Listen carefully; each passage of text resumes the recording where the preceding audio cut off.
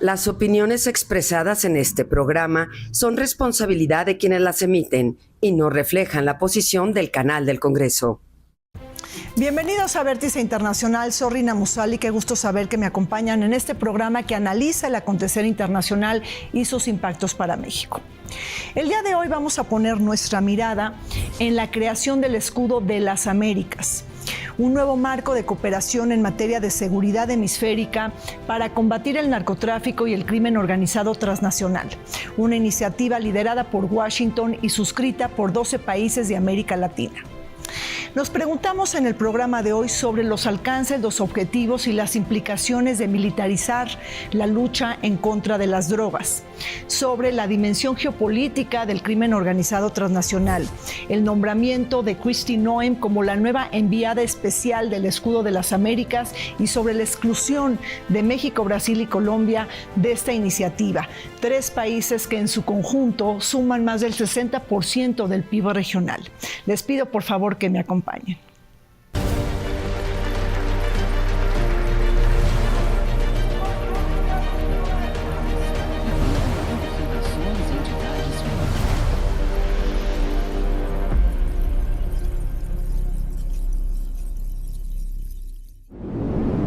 Estados Unidos y América Latina atestiguan la irrupción de una nueva etapa en sus relaciones hemisféricas. Washington ha redefinido la nueva arquitectura de seguridad con la creación del Escudo de las Américas y su cumbre fundacional en Miami, que dieron lugar a una alianza militar regional para luchar en contra del narcotráfico y crimen organizado transnacional, el flagelo que ha robado la tranquilidad de millones de ciudadanos latinoamericanos y ocasionado una crisis de salud pública en Estados Unidos. Intercambio de inteligencia, operaciones militares conjuntas, combate al lavado de dinero, protección de infraestructura crítica y coordinación hemisférica forman parte de este ambicioso plan para estabilizar a una región lacerada por el crimen.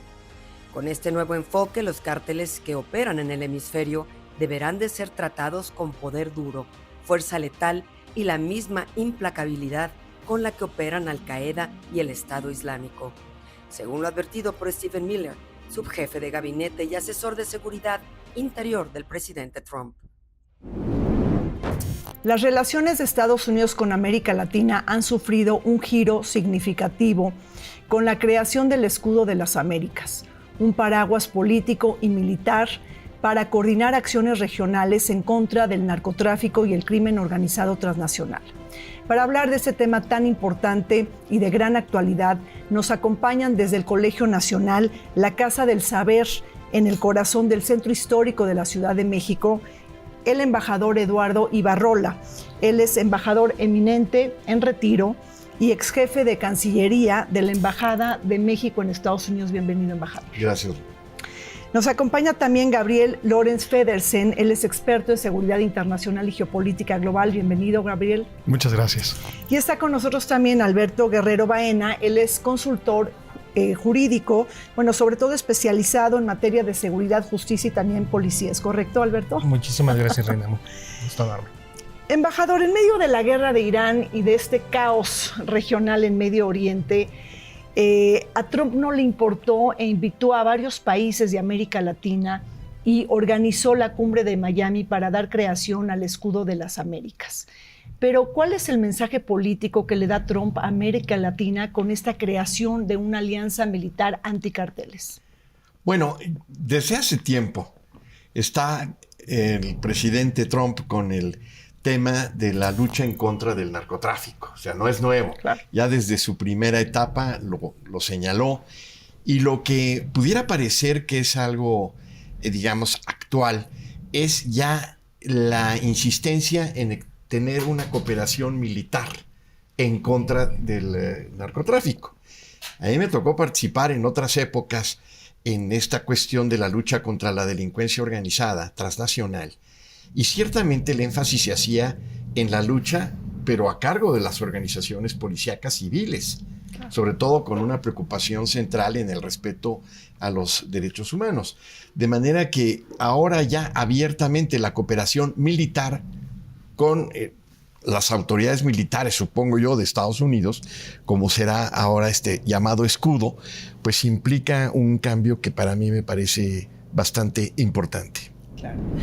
Alberto, en ese sentido pudiéramos decir que el escudo de las Américas está reflejando este nuevo giro estratégico que le da Trump a su política exterior con América Latina. Sobre todo me estoy refiriendo a este documento tan importante que es la Estrategia de Seguridad Nacional y una nueva interpretación de la doctrina Monroe. Es decir, ¿lo pudieras versar sobre eso? Está anclado a esta política exterior. Y sobre todo interpretado ahora bajo este nuevo paradigma que le han llamado doctrina Monroe, donde sin duda al momento en el cual se esboza esta cooperación militar estratégica que Estados Unidos intenta desplegar por toda América Latina, con ciertos países en excepción, y por el otro lado también como México, como un actor que quizás yo no lo puedo ver segregado, pero sí un actor que de alguna manera está en constante comunicación. Entonces creo que por ahí tendríamos ese entendimiento. Ahora, como decía el embajador, el tema de la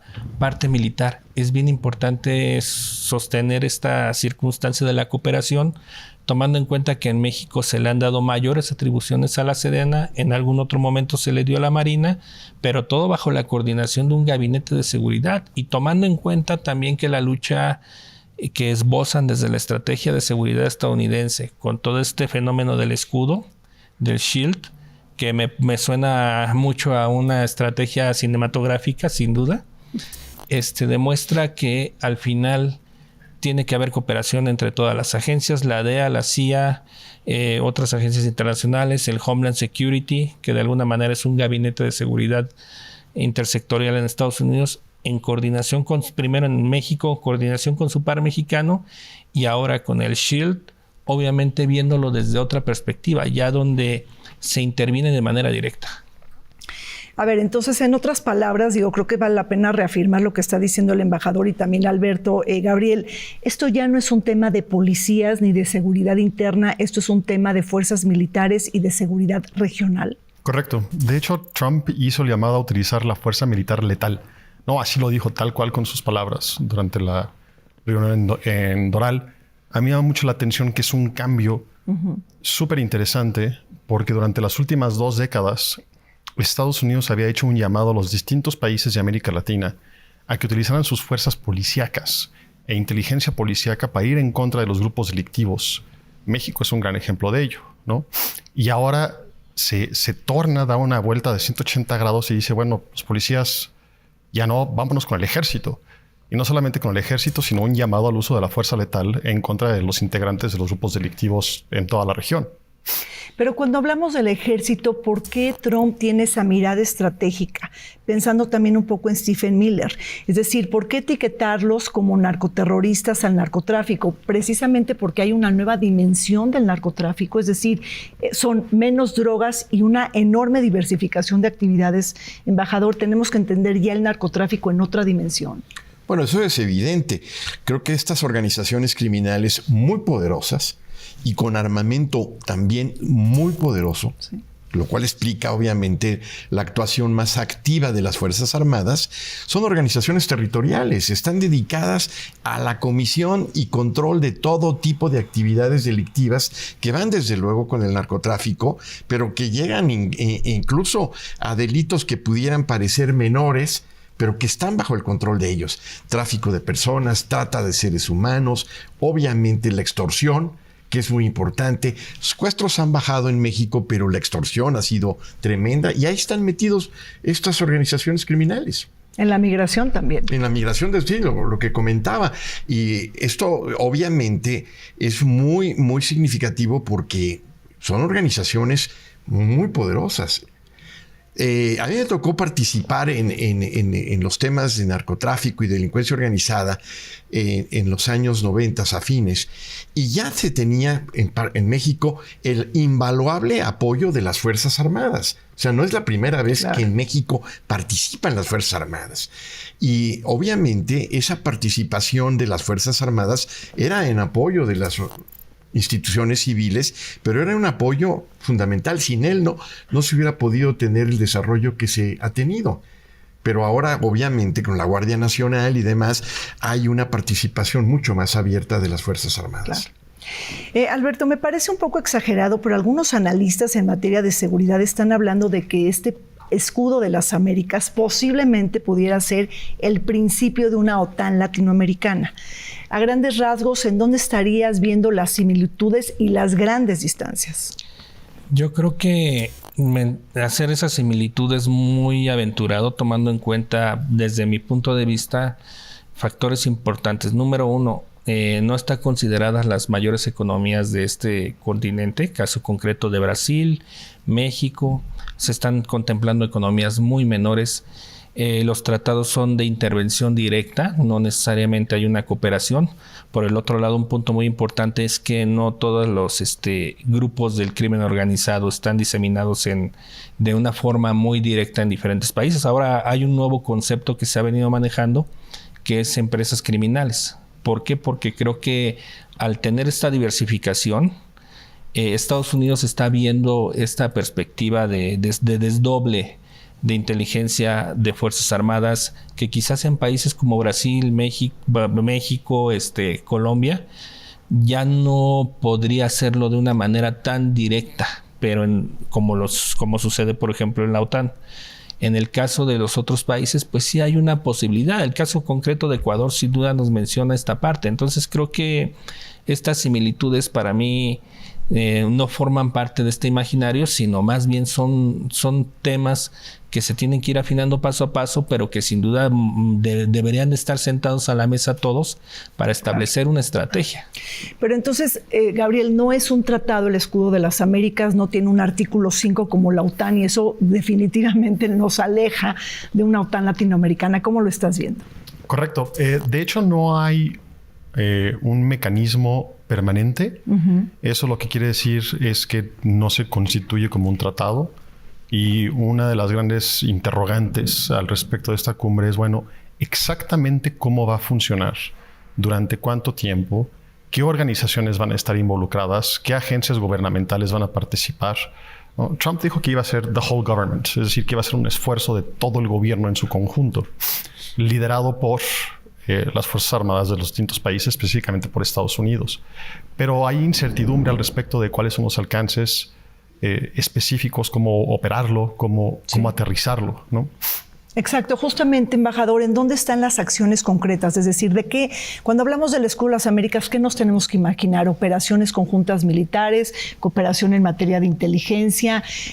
¿Cómo podemos prácticamente tocar esto en la vida práctica? Bueno, es muy reciente el anuncio, claro, y creación de este formato de cooperación militar, y habría que ver cuáles son las acciones específicas a las cuales el liderazgo indiscutible de Estados Unidos va a invitar a los países miembros del escudo para realizar y practicar ese tipo de cooperación. Claro. Uno se imaginaría que sería cooperación militar y que pudiera implicar operaciones conjuntas, pero también no necesariamente. También pudiera ser el intercambio de información de inteligencia u otras acciones que implicaran el respeto a la soberanía territorial de los estados, que eso es muy importante. Y bueno, México ha sido enfático en esa cuestión del respeto a nuestra soberanía, pero por otro lado, de tener esquemas de cooperación respetuosos de ese concepto. Entonces, yo creo que es muy pronto para saber cuál va a ser el tipo de funcionamiento que va a tener este llamado escudo de las Américas.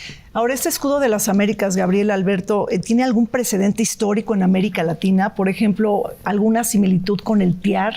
Digo, el Tratado Interamericano de Asistencia Recíproca. ¿Cómo lo están viendo esto? Es decir, ¿es la primera vez que hay algo de este tipo o ya tenemos algún antecedente histórico?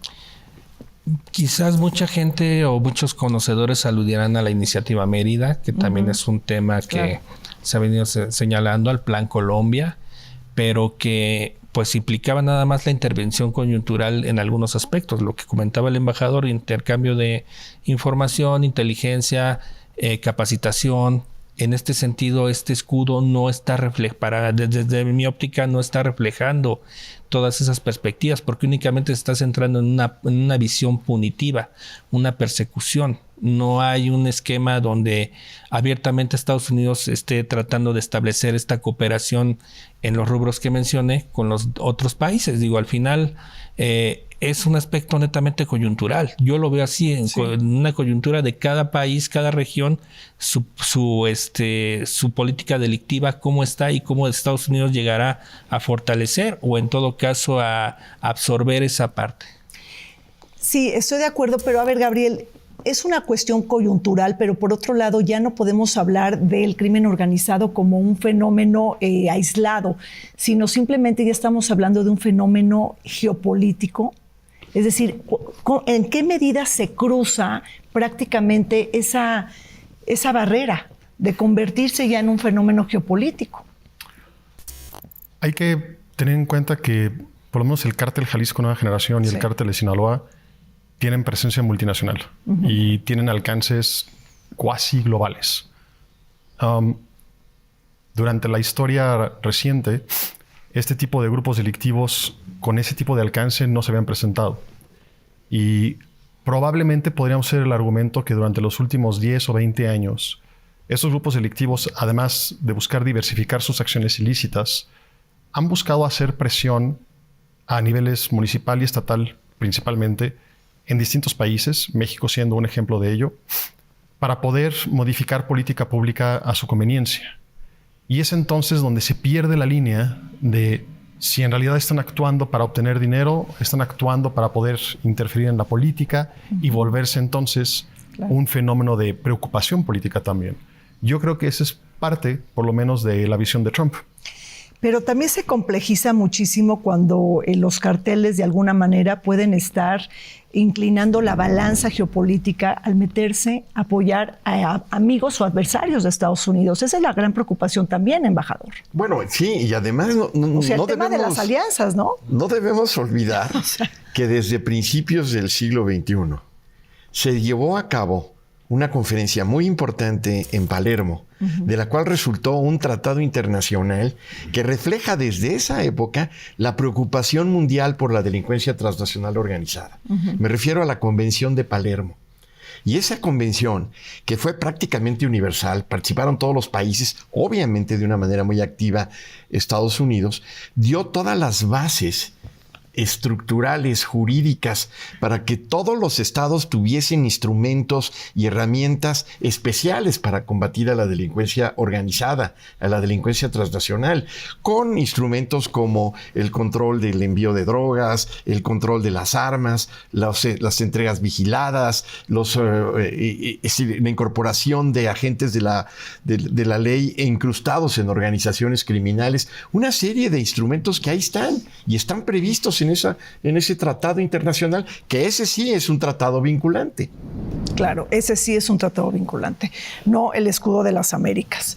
Ahora, Alberto, el tema de la geopolítica, ¿sí lo ves así? El tema del crimen organizado que se convierte en un fenómeno geopolítico transnacional. Para ti, el hecho de que carteles puedan estar apoyando amigos y adversarios de Estados Unidos, pues de alguna manera es la nueva preocupación trumpista. O sea, eso lo puedes ver reflejado en Pete Hegseth, en Marco Rubio, de cómo hacen política exterior en América Latina.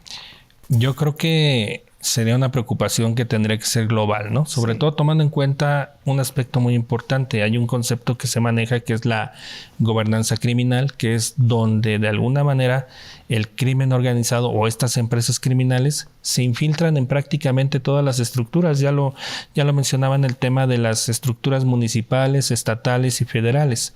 Hoy en día en diferentes países se ha venido señalando. Hace unos días que sucedió todo este efecto del operativo del Mencho, precisamente me preguntaban desde Argentina cómo veía yo el tema de las amenazas que había hecho uno de los operadores financieros del Mencho al ministro del Interior de Uruguay.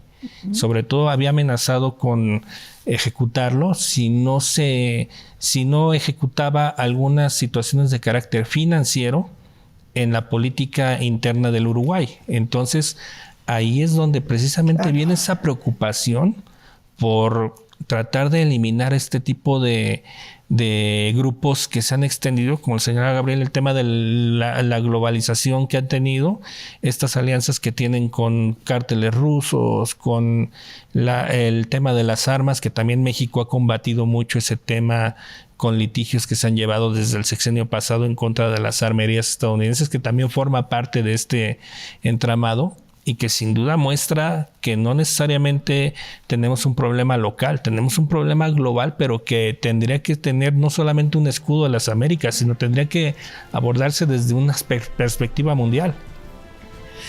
Bueno, pues así es, muy interesante lo que estamos comentando en este programa. Bueno, recuerden que el escudo de las Américas está reconfigurando la nueva relación de seguridad entre Estados Unidos y América Latina. Hacemos un corte, regresamos. El Escudo de las Américas es una iniciativa impulsada por Donald Trump que busca establecer una coalición regional para combatir a los cárteles de la droga mediante una mayor coordinación militar, policial y de inteligencia entre países del hemisferio occidental. Presentado en su primera cumbre celebrada en Miami, el proyecto pretende institucionalizar un mecanismo de cooperación que permita operaciones conjuntas, intercambio de información estratégica y apoyo fronterizo contra organizaciones criminales consideradas amenazas de seguridad nacional. Más allá de su dimensión operativa, el escudo también plantea una redefinición del papel de Estados Unidos como eje articulador de la seguridad continental, al reunir principalmente a gobiernos aliados dispuestos a adoptar una estrategia de mayor contundencia frente al crimen organizado.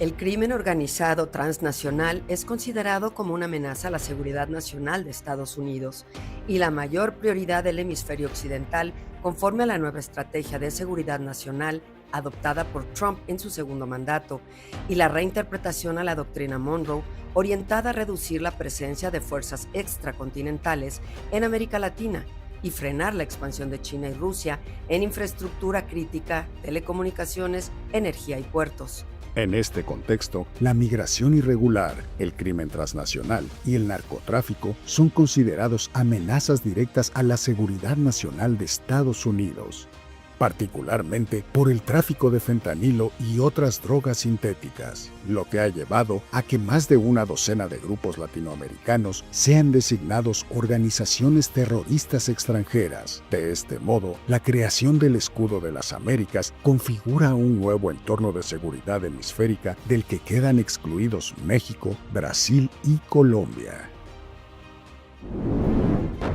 Bueno, seguimos analizando sobre la nueva iniciativa regional para combatir el narcotráfico y la lucha anticarteles en América Latina. Gabriel, Kristi Noem fue nombrada enviada especial para el Escudo de las Américas. ¿Cuáles serán sus tareas y qué piensas de este nombramiento?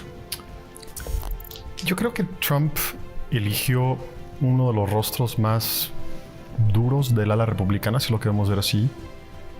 Sin llegar al punto de que sea considerada ella como un warmonger, ¿no? Es decir, una persona ávida de guerra. Las tareas que ella tendrá son por demás complicadas, ¿no? Porque la visión de la política exterior de los 12 países de América Latina que componen ahora este escudo, o que están en vías de componerlo, son sin lugar a duda distintos, y los pesos y contrapesos políticos que puedan generarse entre estos países y Estados Unidos muy probablemente los dejará en desventaja constante para poder ser casi forzados a actuar a la manera en la que los Estados Unidos crean que deban de actuar. Y la manera en la que un país que está cerca del Triángulo del Sur, ¿no? En donde es uno de los corazones de los grupos delictivos en América del Sur, sin lugar a duda es bien diferente de la manera en la que tenía que actuar Belice o Guatemala, ¿no? Vaya, son estrategias diferentes y son impulsos políticos distintos, y también van a requerir de ayudas distintas, ¿no? Y no sé si tenga la capacidad para poder tropicalizar y poder tener, digamos, un tipo de chartboard en donde pueda decir, este país necesita específicamente esto, este otro necesita esto, aquello, y poder determinar las tareas a llevar a cabo en cada uno de los países y en cada una de las regiones. Me parece que es una tarea súper complicada. Claro, sumamente ambiciosa y complicada. Alberto, ¿cómo estás viendo esta posibilidad? Porque, bueno, ya si estamos hablando de personajes, bueno, pues ahí también está Stephen Miller, que estuvo en la cumbre de Miami, y que él dice que se tiene que aplicar todo tipo de implacabilidad prácticamente para enfrentar a los carteles de la droga en América Latina como si fueran Al-Qaeda y el Estado Islámico. Así lo dijo Stephen Miller. ¿Qué piensas también de este ideólogo? Como lo dijo Gabriel, tiene que tropicalizar, tiene que tratar de establecer una política coyuntural. En este sentido, la coyuntura me refiero a los problemas de cada uno de los países. No pueden generar algo totalmente homogéneo porque sin duda cada país tiene su propia problemática. En el caso de Centroamérica tendrá que abordarse de una manera muy especial que sin duda... por ejemplo, una parte de la política dura lo estamos viendo con El Salvador, donde claramente se ve esta parte punitiva que el propio gobierno de Trump tiene, que incluso coinciden mucho con Nayib Bukele. Ahora veremos, por ejemplo, en el caso de Argentina, que también coinciden ideológicamente con toda esta ideología MAGA. Pues sin duda, ¿cuál será el problema? Siendo que Argentina tiene unos problemas delictivos muy específicos y que sin duda desde hace mucho tiempo se vino recomponiendo en algunos términos: gobernanza criminal, extinción de cárteles, pero sin duda tanto la visión de Stephen Miller como la visión de Kristi Noem tendrán que ir bajando un poco de nivel. Primero es el discurso quizás muy rimbombante, pero por el otro lado en la operatividad tendrán que dejar el show y comenzar a ver las realidades de cada uno de los países. Claro. Ahora, sí, hay que particularizar toda la estrategia, pero también hay mucha hipocresía, embajador, por parte de Estados Unidos. Allá tienen el consumo, las ganancias, los negocios. Por eso México desde siempre, hasta donde yo recuerdo, hemos insistido en el combate integral al fenómeno de la delincuencia organizada y particularmente del narcotráfico. Y esa cooperación integral implica desde luego la reducción del consumo. No solamente es el uso de la fuerza letal para combatir a poderosísimas organizaciones criminales, sino la reducción del consumo, la reeducación, el tema del lavado del dinero, que es un tema fundamental en donde obviamente se tiene que hacer frente a ello para poder combatir eficazmente a este fenómeno. El tema de las armas. Entonces, México, o los precursores químicos, es decir, México siempre ha insistido en un tema de cooperación integral y de un tema que tenga todos los aspectos de la problemática. Claro. Claro. Bueno, y hablando de México, Gabriel, pues tenemos la exclusión de México, de Brasil y de Colombia. Prácticamente estos tres países, pues producen más, representan más del 60% del PIB regional. Correcto. Y bueno, pues entonces, ¿estamos hablando realmente de una alianza regional o sobre todo estamos hablando de una alianza ideológica cuando hablamos de la Escuela de las Américas? Pareciera ser una alianza ideológica, ¿no? Sí. Estos tres grandes países que mencionas, que tienen gobiernos, si quieres llamarlos de centro-izquierda, progresistas, no alineados a la visión de Trump, han sido excluidos por cuenta propia o por el mismo gobierno estadounidense. Y llama de sobremanera la atención que estos tres países no solamente representen cerca del 60% del PIB regional, sino que además estamos hablando de los tres ejércitos más poderosos que hay en la región también, ¿no? Es decir, México, Brasil y Colombia. Y entonces, si la idea es implementar un plan que integre a los ejércitos para poder actuar en contra de los grupos delictivos, estás dejando de bote pronto a los tres ejércitos más poderosos de la región fuera. Claro. Y pareciera ser que no hace como mucho sentido, ¿no?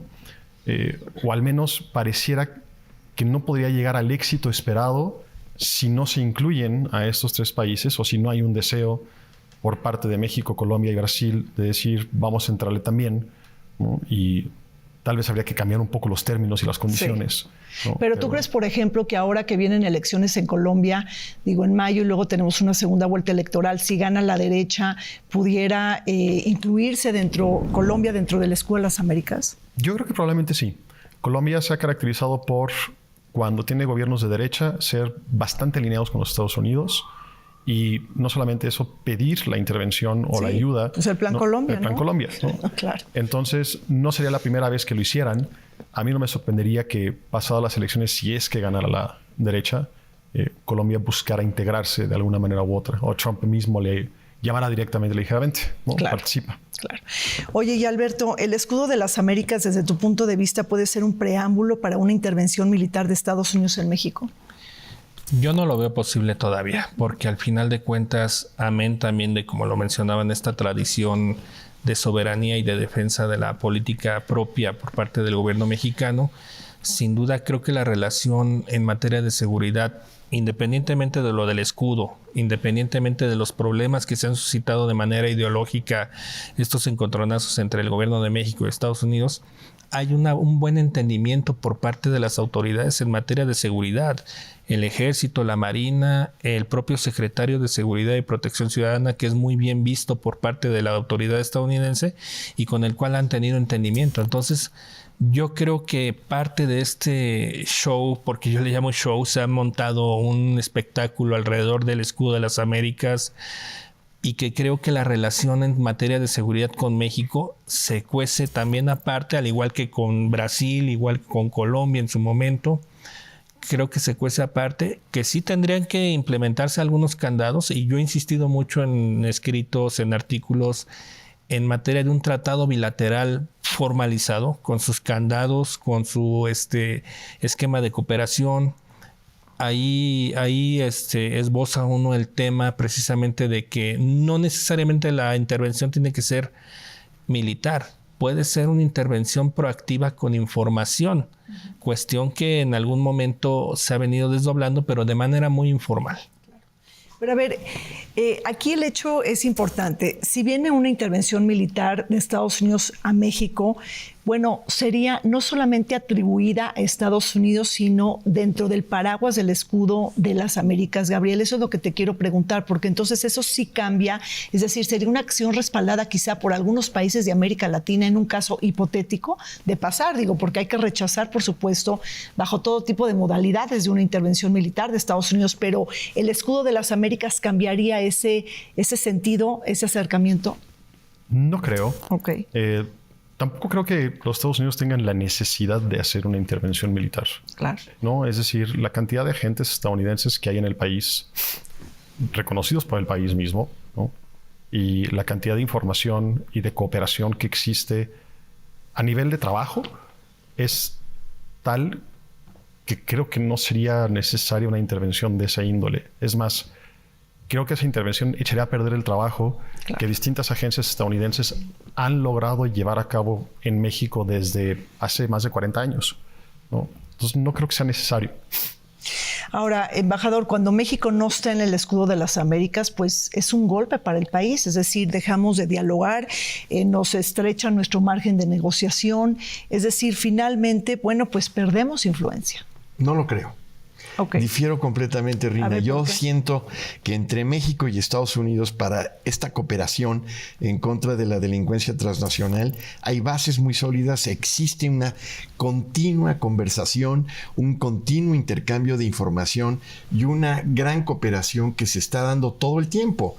El secretario de Seguridad Pública acaba de estar en Washington y han venido varios funcionarios de Estados Unidos a México, y yo más bien diría que es innecesario.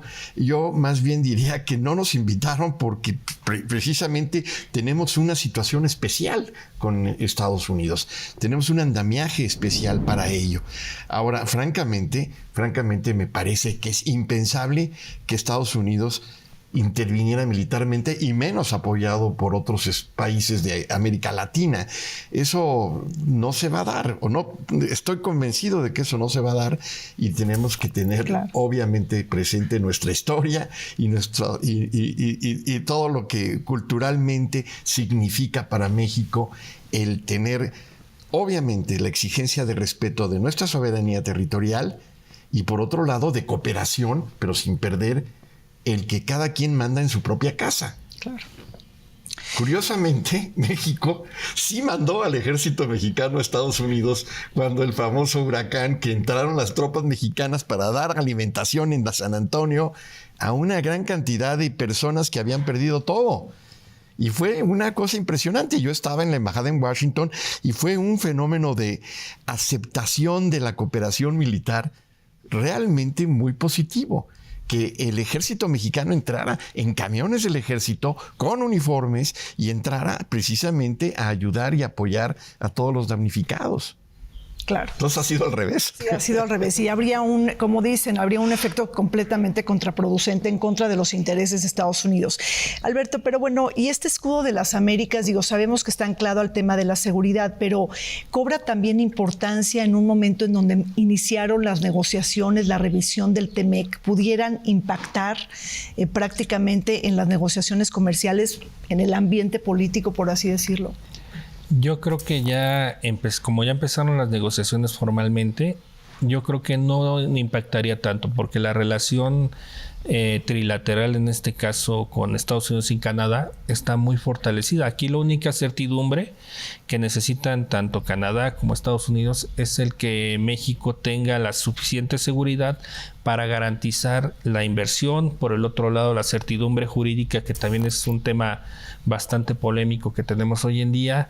Por el otro lado, que los ciudadanos que transiten por el territorio mexicano tengan el respeto que se debe de tener, y que sin duda pues demuestra ante todo que no necesariamente porque se hayan alineado a un bloque, en este caso el escudo, diferentes países, significa que esto pueda afectar el trabajo que se ha venido fortaleciendo a lo largo de los últimos años, con sus vaivenes ideológicos, con su tema de cooperación que de alguna manera se ha establecido, pero que sin duda esto pues ya viene. Si pudimos solventar, y digo pudimos porque creo que íbamos todos los mexicanos, una negociación primaria en el 2018 que fue muy apresurada con el gobierno de Donald Trump, teniendo también un panorama totalmente convulso. Hoy en día yo creo que también el canciller, en este caso el secretario de Economía, Marcelo Ebrard, tendrá vislumbrada esa parte para poderla ofrecer. Claro. Bueno, pues así están las cosas con el escudo de las Américas. Es un mecanismo impulsado por Washington y en donde se excluye a México, Brasil y Colombia. Hacemos un corte, volvemos.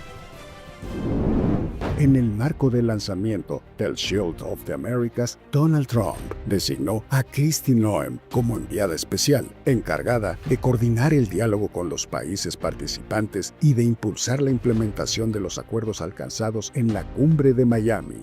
Exgobernadora de Dakota del Sur y figura prominente del ala conservadora del Partido Republicano, Noem se ha caracterizado por una postura firme en temas de seguridad, migración y combate al narcotráfico. Tras su gestión como secretaria de Seguridad Nacional y al frente de las operaciones del Immigration and Customs Enforcement, su nombramiento refuerza el enfoque de seguridad, trasladando la narrativa de combate al narcoterrorismo y a las redes transnacionales de crimen organizado al ámbito de la cooperación hemisférica.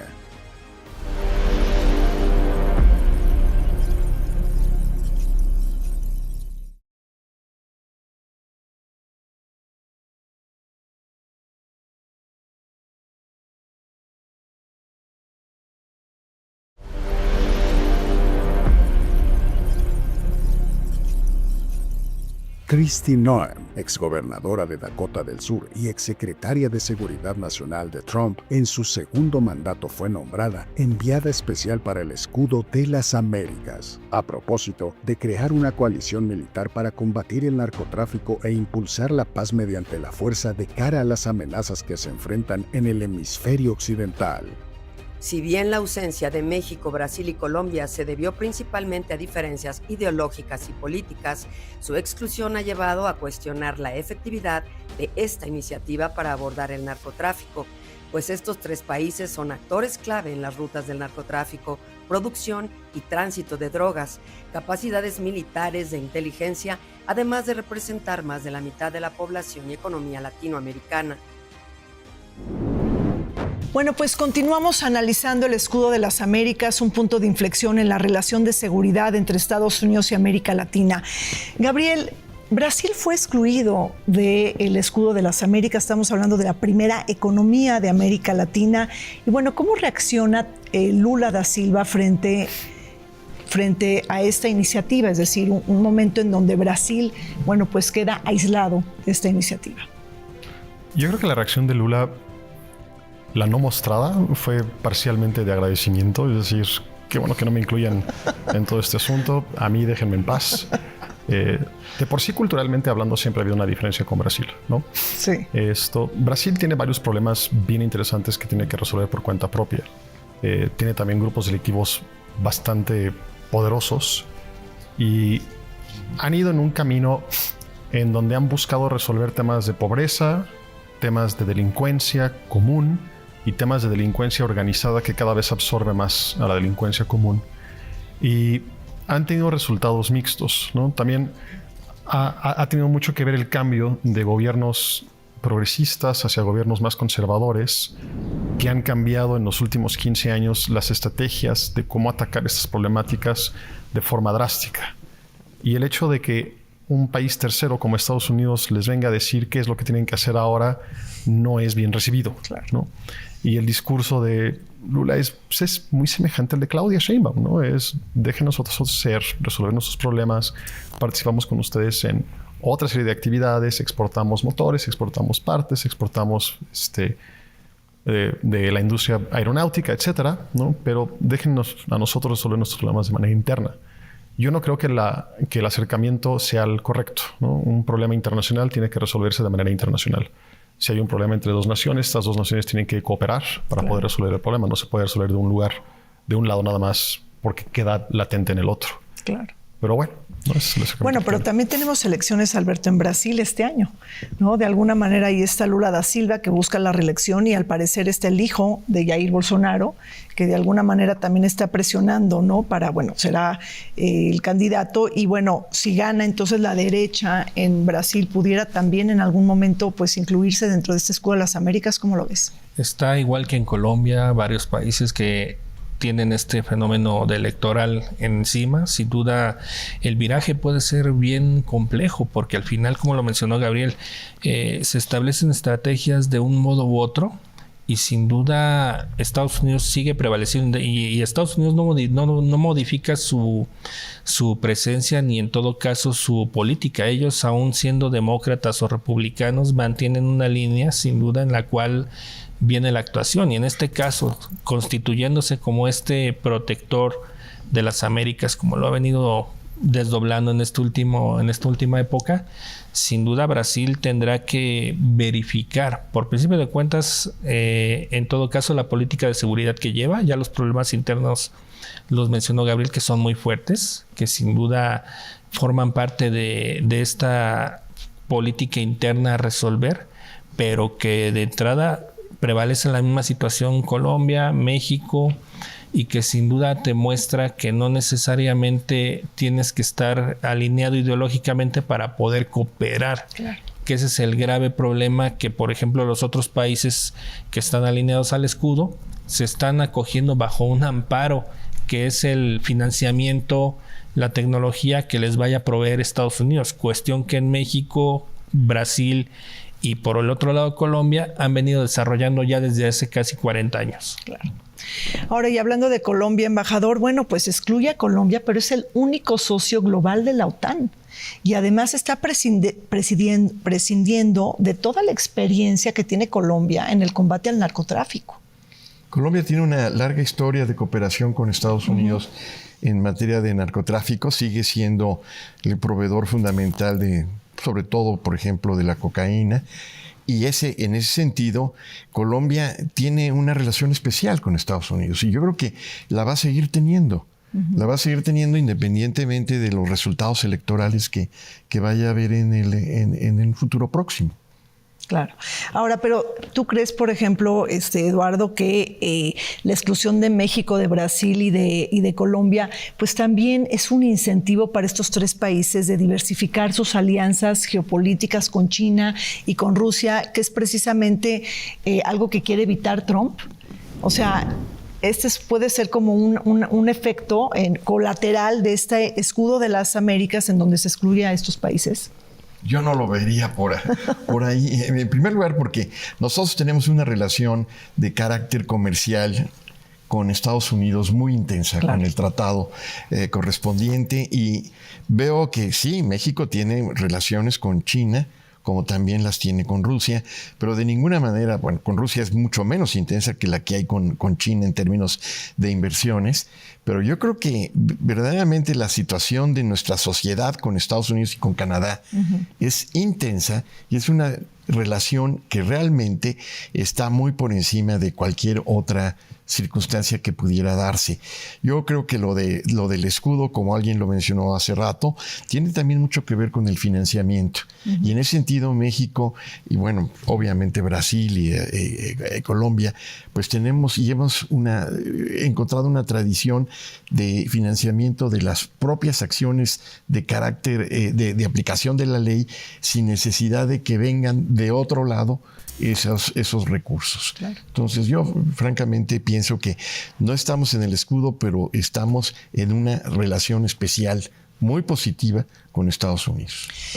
Gabriel, tú sí ves, por ejemplo, que el escudo de las Américas busque disminuir la presencia de China en América Latina. Digo, porque si nosotros vemos lo que dice la Carta del Doral, de alguna manera se menciona el tema de las influencias malignas extranjeras. No se hace una referencia directa a China.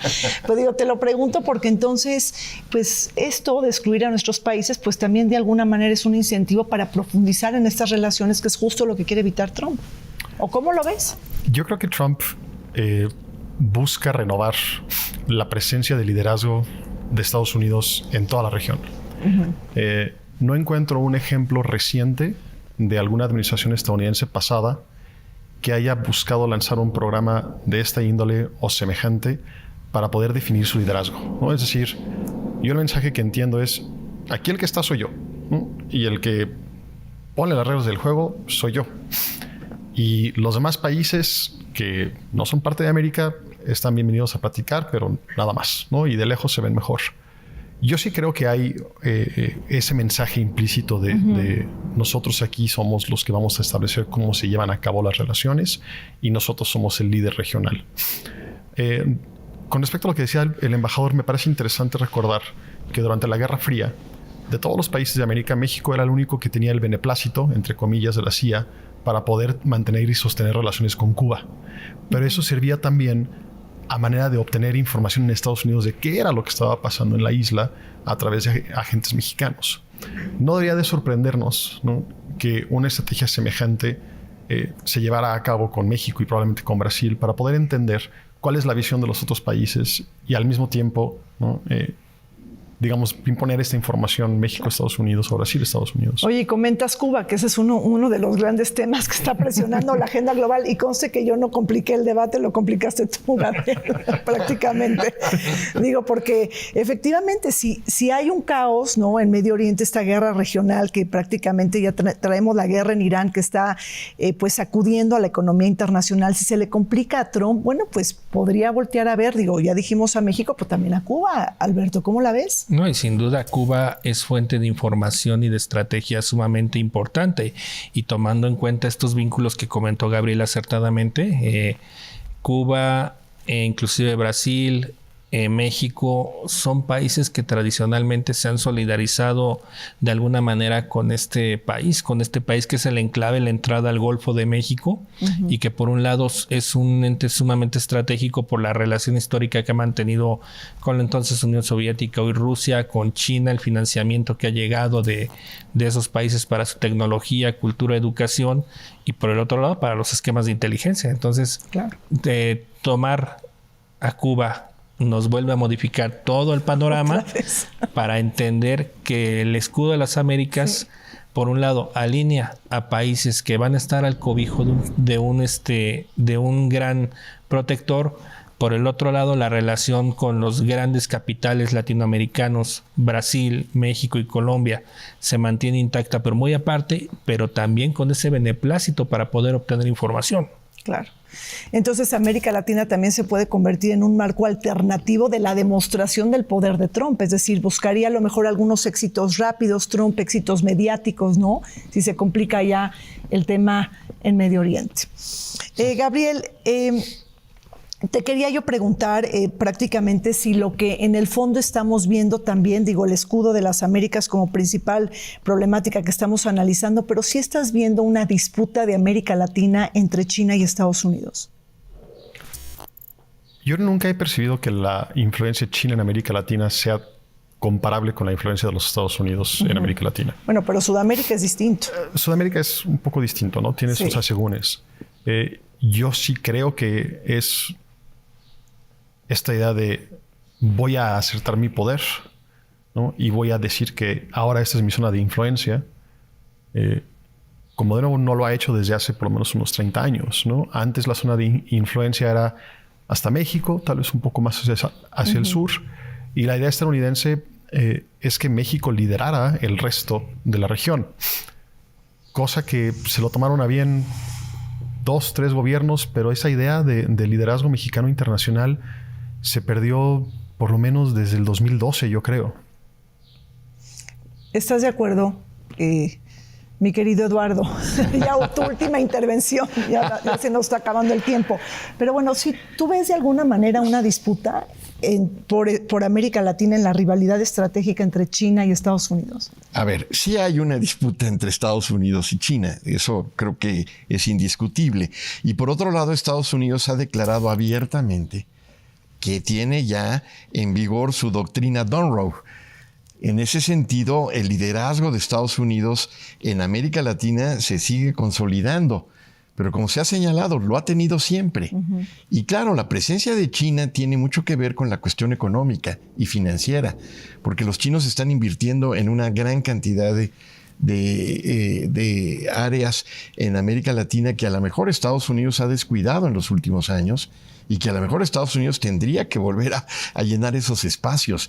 En estos campos, un espacio que queda vacío se ocupa por otro. Claro. Y China ha sido, no solamente en América Latina, en África, en una serie de lugares en el globo en donde está de alguna manera participando de manera muy intensa. Y a lo mejor no les cae en gracia a los Estados Unidos, pero lo tienen que aceptar o lo tienen que contrarrestar, pero precisamente con inversiones, con el apoyo que se daba económicamente a esas relaciones.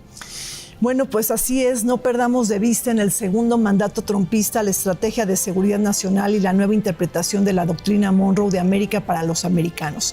Quiero agradecerle al embajador Eduardo Ibarrola por haber estado con nosotros el día de hoy, a Gabriel Lorenz por estar también con nosotros. Gracias, Gabriel. Gracias. Y bueno, pues Alberto Guerrero Baena. Gracias. Pues por estar aquí en esta plática sobre el escudo de las Américas. Vamos a un corte. Aunque el Shield of the Americas se presenta oficialmente como una respuesta al avance del narcotráfico, su trasfondo estratégico también está vinculado a la competencia entre Estados Unidos y China. En los últimos años, Beijing ha ampliado su presencia económica, financiera y tecnológica en la región mediante inversiones en infraestructura, energía y telecomunicaciones a través de su iniciativa de la Franja y la Ruta, de la que 8 países latinoamericanos forman parte. Un estudio del Center for Strategic and International Studies, por ejemplo, identifica al menos 37 proyectos portuarios vinculados a empresas chinas, de los 118 puertos que hay en América Latina y el Caribe. Esto sugiere una presencia significativa cercana a 1/3 de los nodos marítimos estratégicos. En este contexto, la iniciativa impulsada por Donald Trump puede interpretarse como un intento de reconstruir una arquitectura de alianzas políticas y de seguridad que refuerce el liderazgo estadounidense y reafirme la centralidad estratégica de los Estados Unidos en la región frente a otros actores extrarregionales. Pues muchísimas gracias por su atención y compañía. Se nos acabó el tiempo en el programa. Los esperamos como siempre todos los martes y los sábados y agradezco al Colegio Nacional todas las facilidades brindadas para la grabación de este programa.